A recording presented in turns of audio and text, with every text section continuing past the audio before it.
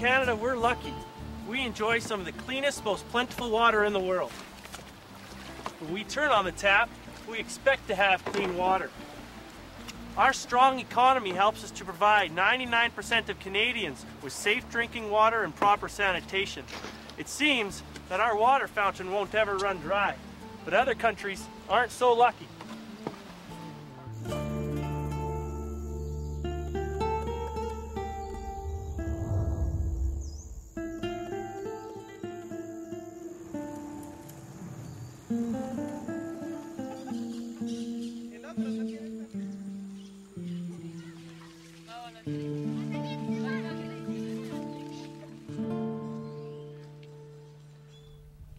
Here in Nicaragua, the situation is similar to Canada in some ways, yet very different in others. It is similar because the region is extremely wet and we have access to large fresh bodies of water, but it's different because of poverty.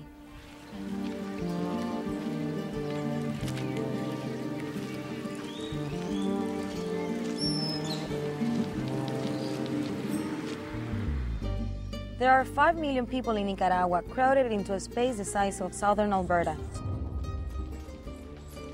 Our economy is poorly developed, which has led to limited access to clean water, overexploitation in urban areas, severe contamination of surface waters, and the beginning of significant groundwater contamination. Most developing countries are in the same boat, so safe drinking water becomes an even more precious commodity. Let's say that this 1-liter container represents all the water on the planet.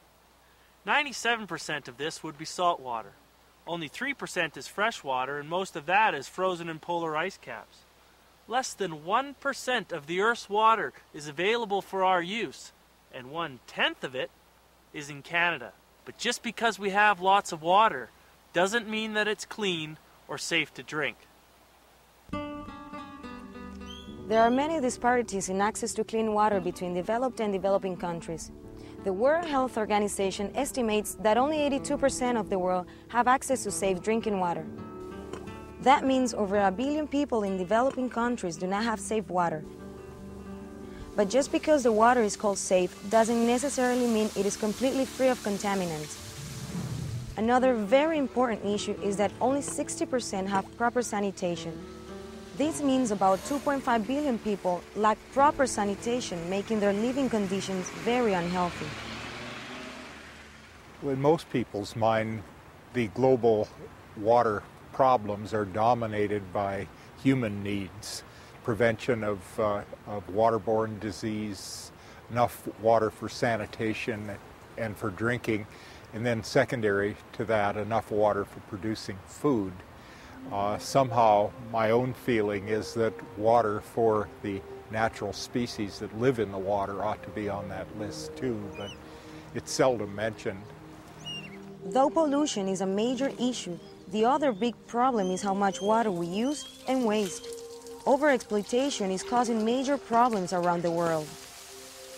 It is predicted that the world's population will peak at about 10 billion around the year 2035. The way we continue to abuse our natural resources, the question remains, will we be able to deliver clean water to all these people? In Canada, we overuse and pollute water too, sometimes without even realizing it. As a matter of fact, Canadians dump about 300 million litres of used motor oil into various waterways each year. That's more than 7 times the oil spilled during the Exxon Valdez disaster.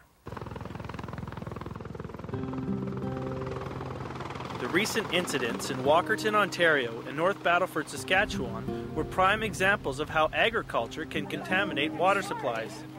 They demonstrate the need for vigilance to protect public health and confirm that even wealthy countries can have serious problems if they're not careful. Probably one of the biggest challenges in safeguarding public health is dealing with a deterioration in the quality of our source water. Even though the quality of our source water is actually quite good, there actually has been some deterioration over time. We have a very large lab, and the lab monitors the water at various stages. We actually have quite an extensive watershed monitoring program. We also monitor the water before it is actually drawn into the plant. And then we also have a lot of equipment and monitoring that goes on during the treatment process. The contaminants that we mostly have to treat are particulate matter and also microbiological organisms that we have to remove or inactivate. It is very unlikely that any pathogen such as E. coli would actually pass through our treatment process. Our processes are actually designed to effectively handle those types of contaminants, and we also do a lot of monitoring to ensure that those processes are operating correctly. In the city of Calgary, we're really very lucky because we're located at the bottom of the foothills of the Rocky Mountains. We don't have very many sources of significant pollution up gradient of us. So there's some agriculture, and with agriculture is associated manure and fertilizers and pesticides associated with it. We're also very fortunate in Calgary because the upper watersheds, where most of the water comes from, are in national parks and in provincial and national protected areas. There are tourists, but most of the wastewater facilities for tourists are quite high quality because they're in national parks. But in general, our watersheds are very well protected, much better than most watersheds for major cities in Canada. It's also important to understand the difference between rural and urban water issues. We have a lot of challenges in Alberta. For example, we're sitting here in the city of Calgary. Typically, this ground would have been partly wetlands, partly streams. They get filled in, drained, paved over. We're probably at around the 40 to 50% mark in terms of surface that's paved. And of course, there's no water infiltration through that pavement, so it all runs off to the Bow and its tributaries and other water courses. Very little goes to recharging groundwaters. And when it flows off, it carries pet excrement and lawn fertilizer, lawn chemicals, you name it, anything that's on the streets or on the lawns along with it. Rural areas, many of the same problems, different kind of land use change. We tend to destroy the wetlands in the green strips that we call riparian zones of natural vegetation along the rivers, so that if we make mistakes in how we manage the land or we get unusually large rainfall or snowfall, everything runs again straight into the river or lakes. And while that's happening, we're also seeing an intensive increase in various agricultural practices, from use of fertilizer to more intensive livestock culture. So it's the total of all of those things, both urban and rural, that I think really threaten our water quality. In fact, because of our cavalier use of water, we're faced with sort of budding problems of all of the sorts that I mentioned. We've seen very, very low river flows, historic lows in many cases, and Calgarians know well the fight between the irrigators and the fish lovers for the waters of the Bow. So I'd say we're beginning to see all of the things that are happening internationally beginning to happen here. The World Health Organization reports that 2.2 million people in developing countries, most of them children, die every year from diseases associated with lack of safe drinking water, inadequate sanitation, and poor hygiene. That's over 6,000 deaths per day that are preventable.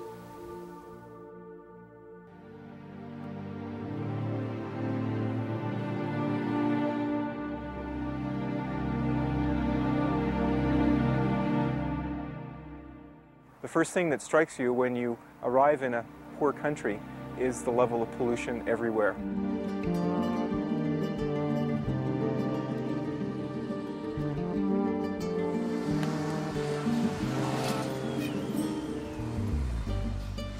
You smell the air, the diesel from the buses, and you see the rivers. The surface waters, lakes and rivers are very polluted. If you try to imagine people in rural areas, they do not have water piped to their home, so they have to travel, sometimes great distance, sometimes several kilometers, to get water. Often that water they travel to is not that good quality, but it's the only water they've got. When water is not clean, as the typical situation in developing countries, people get very sick.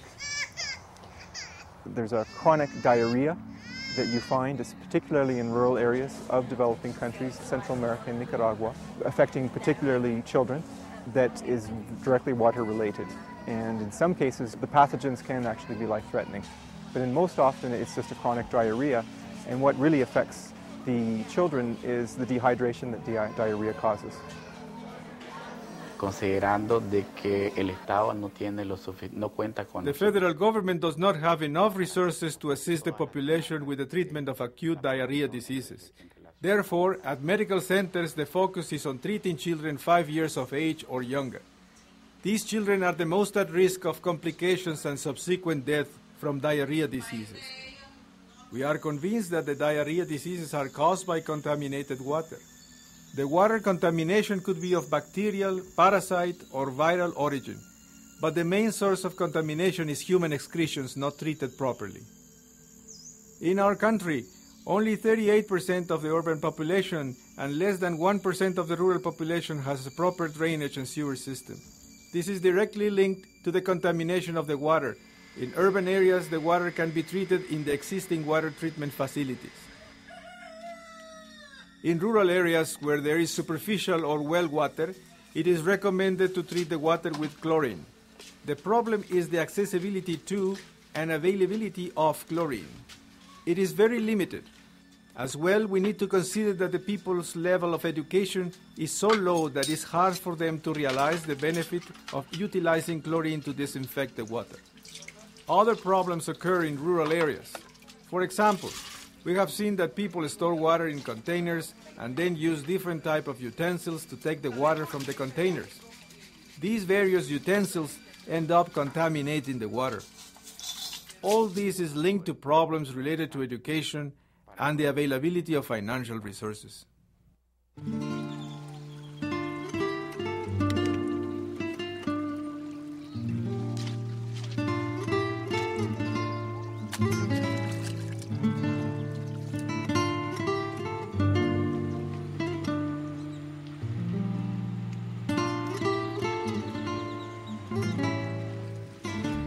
You can see that in developing countries, water is a daily issue. Whether it's finding potable water, dealing with pollution, or addressing the growing demands of agriculture and industry, we are preoccupied with water.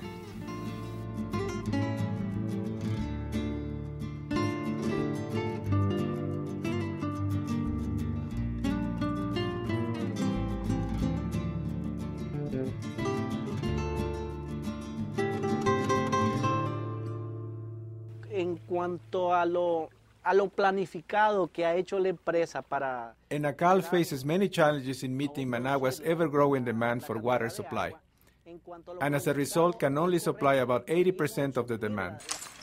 Because of unrestricted growth of the city towards the outskirts, people have uncontrolled access to water and they often waste large quantities.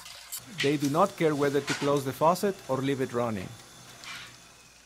Also, about half of the water we pump into the water system is lost due to pipeline breaks and illegal connections from new communities.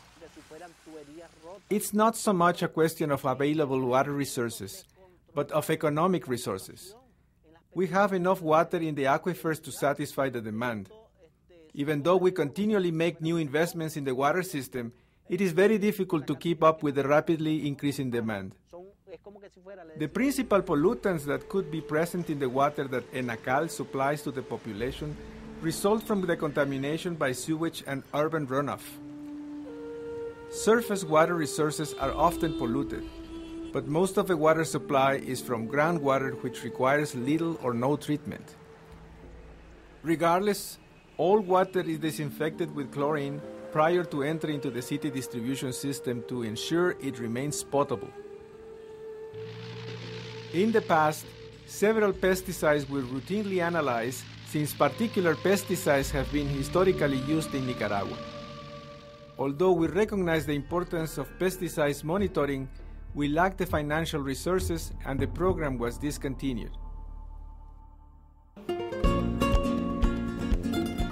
The upside, though, is ENACAL is currently studying the possibility of a potential water shortage problem by extracting the water from Lake Nicaragua.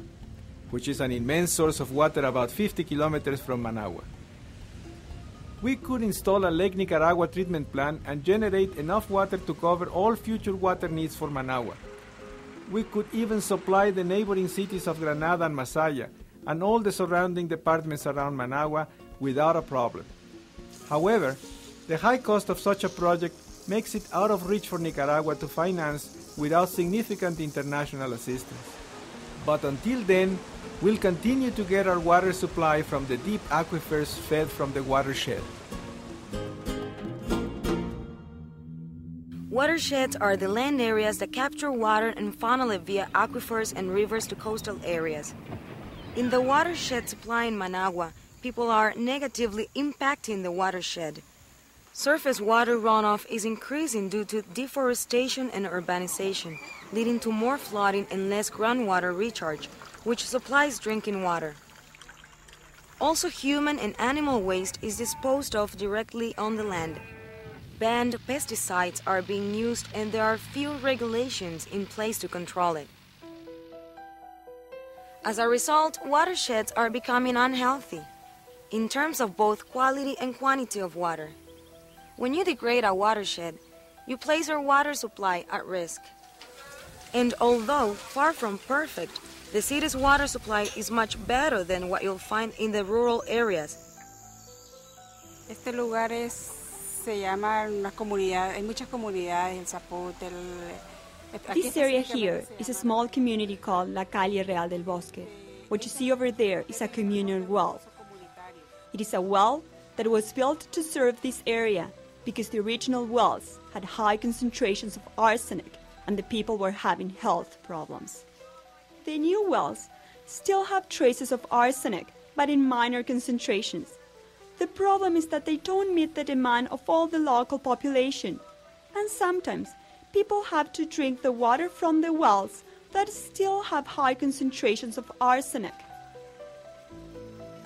In my research, I focus on this problem of contamination by arsenic.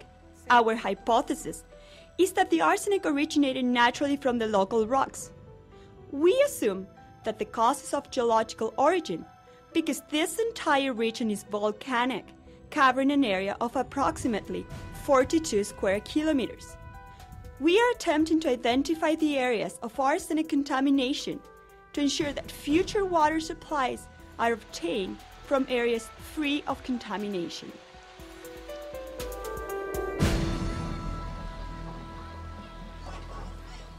There's quite a lot of things to do to be able to really manage the water resources in Nicaragua. There's quite a lot of problems of contamination. There's a failure and an absence of really planning for the use of the water resources, be it subterranean water or surface water.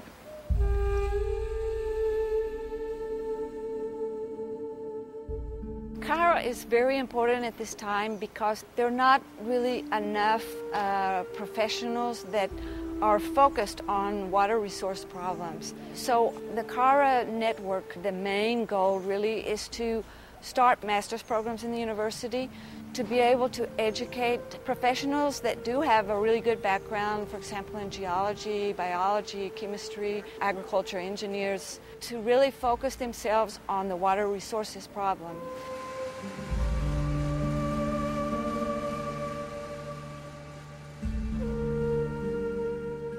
We put a lot of emphasis on the watersheds, so we have people working in different watersheds.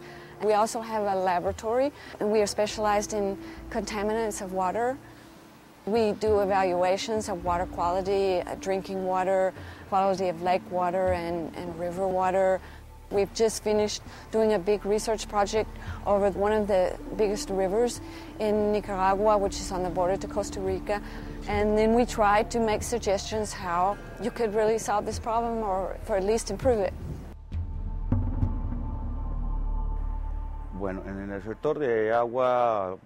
Urban projects are managed directly by ENACAL for the most part, and rural ones by the community. Although there are many problems, we have had some success with rural projects. For example, there is a recent water supply project for the community of La Gallina in San Rafael, which has been very successful because the community has taken a high level of involvement. They have not only been able to supply clean drinking water, but they also have created cooperatives and associations that help them maintain and operate the water system in a fair and sustainable way.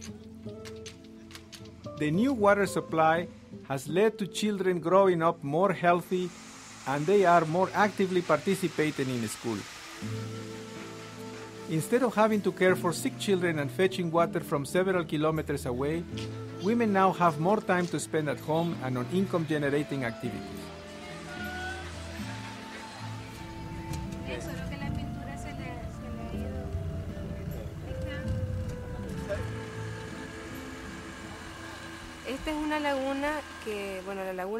This is the Moyúa Lagoon, the largest of 3 lagoons in this area.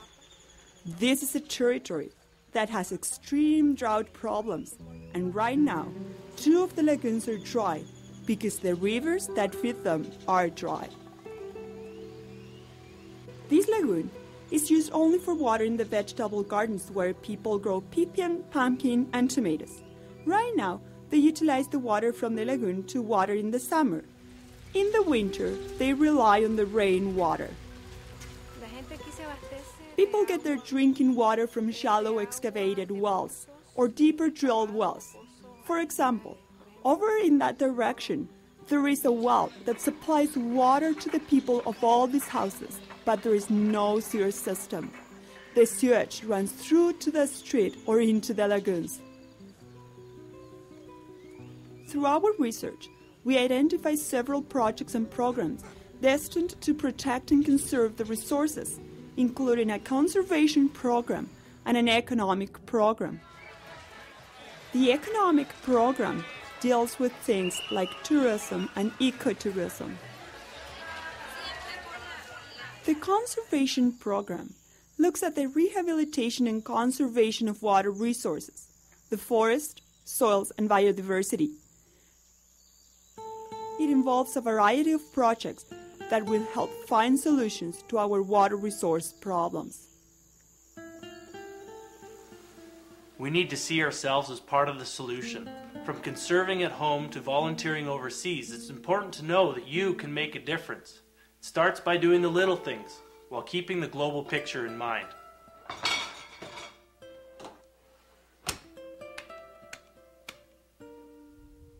The water situation here in Nicaragua and most developing countries is under incredible pressure. While donor countries like Canada do their best to help, it is important that we developing countries also take responsibility for our own fresh water.